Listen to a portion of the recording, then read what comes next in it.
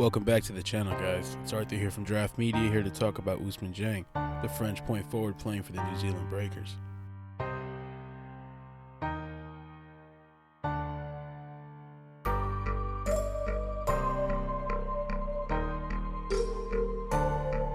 Dieng is a long athlete who's shown he only needs one dribble to get from behind the arc to the basket. He does a good job attacking off the catch and uses a nice pass fake to give himself a wide open lane.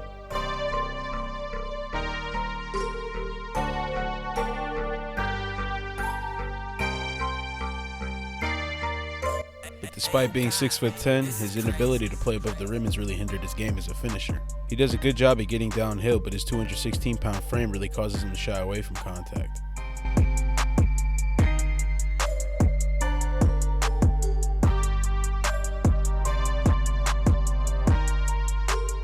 Ousmane has had a dreadful start to the season from behind the arc, shooting only 2 of 21.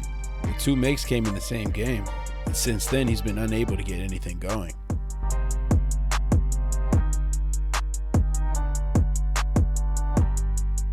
His shot is a little unorthodox. He doesn't plant his feet square to his shoulders. Rather, his right foot comes forward while the left one goes back, and both of his knees are caving in towards each other. I believe if he corrects these nuances, his shot will be falling at a much higher rate.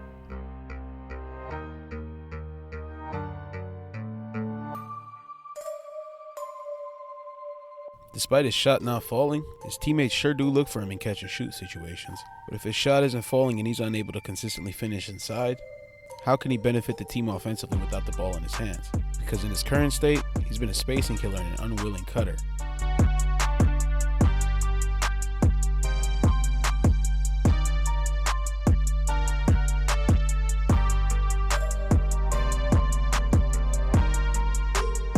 Although it's becoming more common in today's day and age, a 6'10" ball handler is still a rarity. He seems his most comfortable in pick and roll as a ball handler. Again, he hasn't been great this season, only averaging 3.3 points in 17 minutes per game. However, it is important to note he is an 18-year-old playing against grown men. Dieng is a special talent but will be a long-term project for the team. Labeling him as 2 years away may be a little bit generous. The team who drafts him has got to be patient and endure the growing pains that come along with it.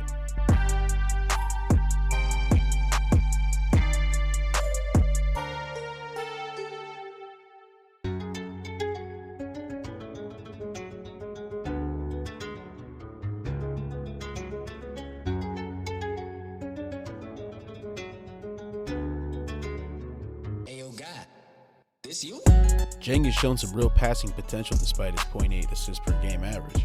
I do wish the ball placement on some of these passes were more accurate for his shooters, but that will develop over time. Dieng has a nice handle for the long wing he is. He seems to always be setting up his teammates when on the floor. Averaging 1.3 turnovers doesn't make you feel too good about it though. Like I mentioned before, the team who drafts him is going to need a lot of patience.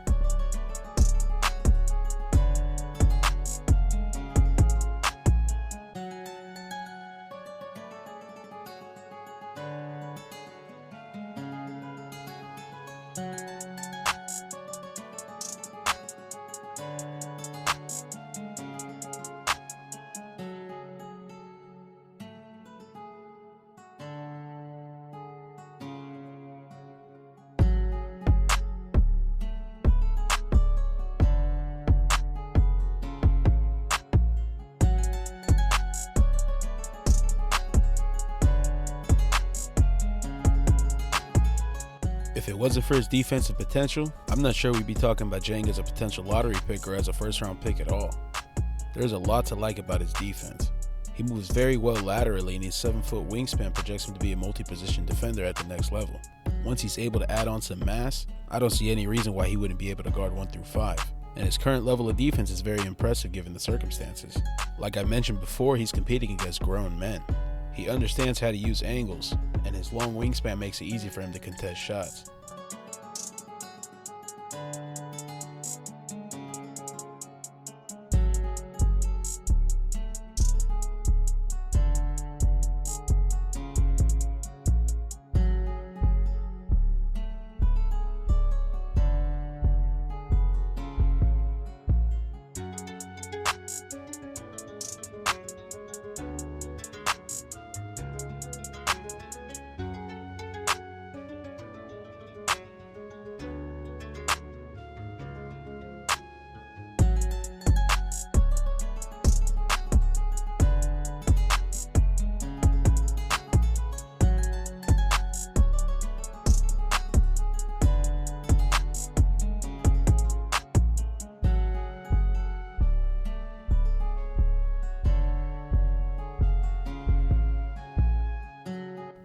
course, as an 18-year-old, there's going to be some defensive lapses.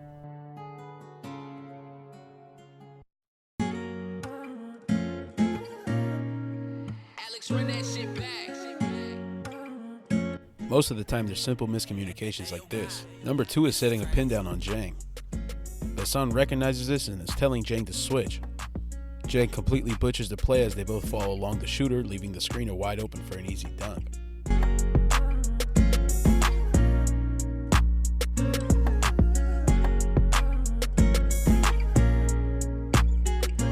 Again, a simple backswing calls for the switch to prevent the lob. Dieng fails to recognize this, and Yanni Wetzel wastes no time letting him know it. Despite these shortcomings, Dieng is definitely a net positive on the defensive end and holds unlimited defensive potential.